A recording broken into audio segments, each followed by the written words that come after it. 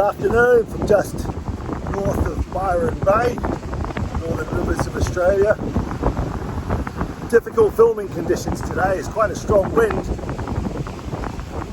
southerly wind, which also means there's not much kelp around. We need northeasterly winds here for the kelp to wash in.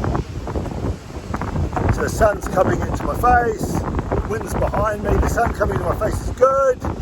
Also means that it hides the microphone from the wind, but then the wind behind me tends to blow my hair into my face. So we'll see how we go. Today's talk is going to be about vitamin A in the eyes, vitamin A in the brain plasticity. So vitamin A in the eyes, vitamin A and brain plasticity.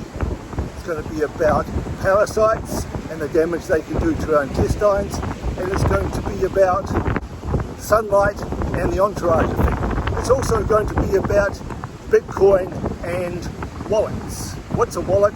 Where do you keep your wallet? What happens if you lose your wallet? And of course, today's video, as usual, sponsored by my Promethean Sun Tonic, which is on my mitochondrial yoga website, which is the special oils I put on my skin to nourish my skin throughout the day. And its theme, as usual, are my two foundational principles. One is that true health comes from living life in harmony with nature, as consistent with the Gaia theory, which states that all living organisms and their inorganic surroundings have evolved together as a single living species.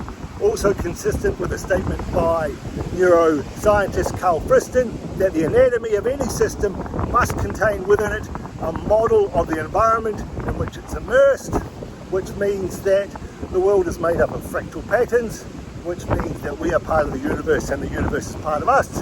And of course the second one is that Bitcoin is money for the people, by the people, and part of the peaceful revolution. So if you're interested in vitamin A in the eye, vitamin A in the brain, parasites in the gut, and sunlight, and the different components of it, and how they work better together rather than apart, keep watching, wait for the musical break, and I'll be right back.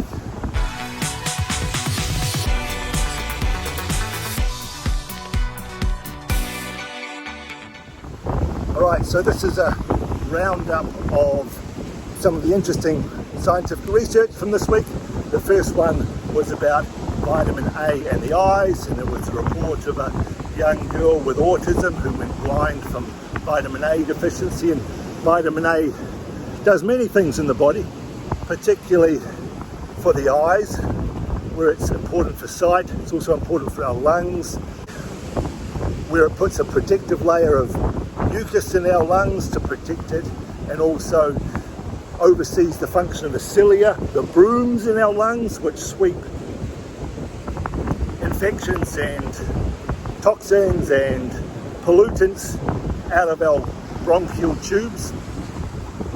And the important thing to remember is that you can get vitamin A from animal sources, particularly liver and cod liver oil.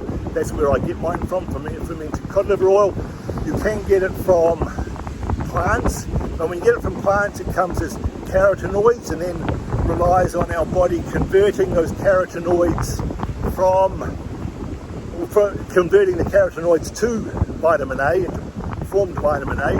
And the trouble is that conversion can range anywhere from 10 to 90%, depending on a number of things, including your genetics, including your thyroid function, including your gut function. So that's why for many of us it's a much better idea to get the preformed vitamin A from animal sources to make sure you're getting sufficient vitamin A for your eyes and your lung and your immune system. Another study out this week, interestingly, showing that vitamin A was critical for brain plasticity. Our brains are not a solid organ which stays exactly the same. It keeps remodeling itself. It keeps making new connections. New memories are stored in the brain. New skills are stored in the brain, and that's the plasticity. You know, the stoned ape theory says that we expanded our brain and its neural pathways by the use of psychedelic mushrooms, and we're evolving as a species. And now we remodel constantly the way our brain works and how it learns by the use of vitamin A. So that's why vitamin A is so important to get from our diets. Second study was about parasites in horses, and they were talking about how the damage of parasites in the intestines of horses and what they can do. And the important thing for me was they were focusing not just on the fact that you get malnutrition by poor absorption of nutrients because the parasites are there. And remember, you're not getting poor nutrients because the parasites are eating our food. The parasites suck nutrients out of our cells, of our intestinal lining, but it's the damage to the gut wall, the damage to the ability for the gut wall to excrete enzymes for absorption that cause the malnutrition. So it's damage to the gut wall that causes the malnutrition, not sharing our food. We also get blood loss from intestinal parasites. We also get damage to the barrier function of the gut, which stops bacteria and toxins from the gut leaking into our bloodstream, and we now call that dysregulation of the intestinal epithelium with translocation of the microbiome.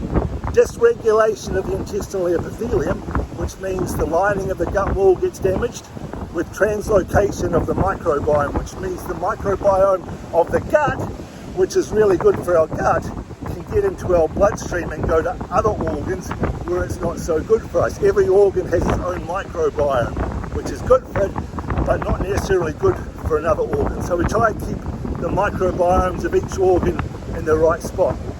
So now we've got malabsorption of nutrients, we've got blood loss, we've got translocation of the microbiome, and you can actually get permanent damage to the gut wall, including particularly the peristatic action. So we always think that parasites are going to give us diarrhea, but often you get constipation long term because the ability of the intestinal, the colon in particular, for its peristatic action where it squeezes, gets permanently damaged. So we end up with long-term constipation. So that's why I try and make sure that I'm constantly using herbs with an anti-parasitic action to keep my colon as free of parasites as possible. And the final research I want to talk about this week was about sunlight. Now we know that sunlight is incredibly antimicrobial. That's why Florence Nightingale insisted that all hospitals for wounded soldiers were open to the sunlight because of its antimicrobial effects. And that's been well documented, and it's thought that most of that antimicrobial effect came from the UVB light in sunlight. We know that UVB light kills microbes.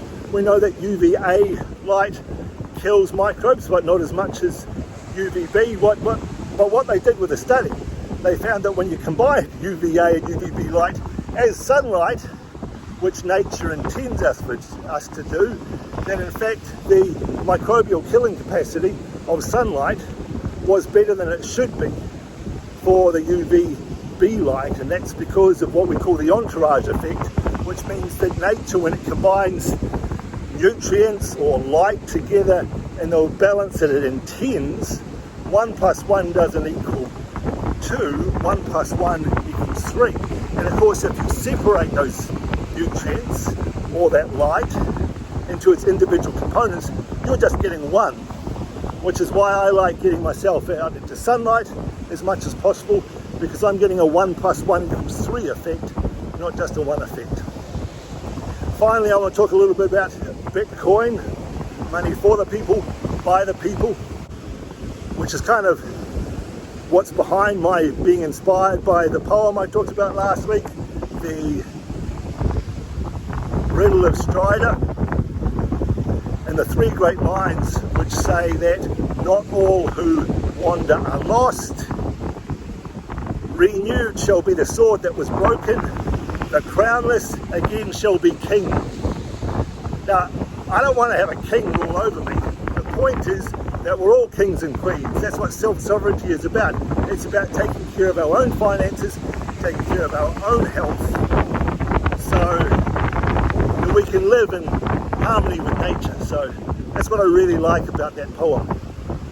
Renewed shall be the sword that was broken, the crownless again shall be king. That is you and I. And so that comes on to Bitcoin, which is a decentralized, permissionless money. You don't need permission from anybody to acquire some Bitcoin, and you don't have anybody telling you what you can and can't do with it, or where you can store it. So where do you store it? You don't store it on an exchange. An exchange is where you buy cryptocurrencies in Bitcoin. It's like buying your food at your shopping center. You don't store your food there for the year, and you certainly don't give the store a whole lot of money and say, I'll be in and out during the year to buy some food. You take your money in, you buy your food, you take the rest of your money and your food home, and you store it at home. And cryptocurrencies are stored on wallets, either hard or soft. Here's the important thing to remember. Your cryptocurrencies are not stored in the wallet. What is the wallet function as? The wallet is a pirate map. The cryptocurrencies are stored on the blockchain, which is this linking of computers around the world which maintain the ledger. And that's where they are stored. And as long as you have your wallet, you have your secret pirate map to where you have, quote, buried your Bitcoin on the blockchain. So as long as you can never lose your cryptocurrencies. They will always be on the blockchain, but don't lose your pirate map. And that's where the seed phrases for the wallets, which allow you, even if you do lose your phone or your hard wallet, which is like a USB stick, if you do lose those, you just have to go and get a new phone or a new USB stick. They'll ask you if you want a new wallet or an old wallet. You say, I want my old wallet.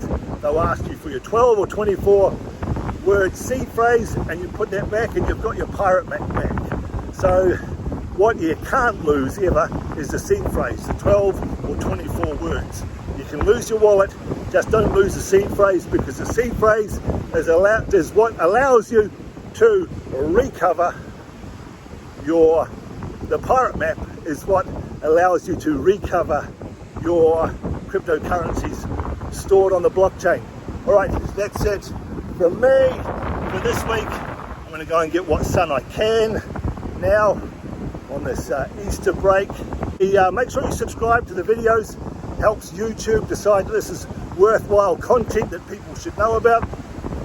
Make sure you're getting your vitamin A, make sure you're getting your vitamin D from the sun. Peace and love. See you next week. Bye.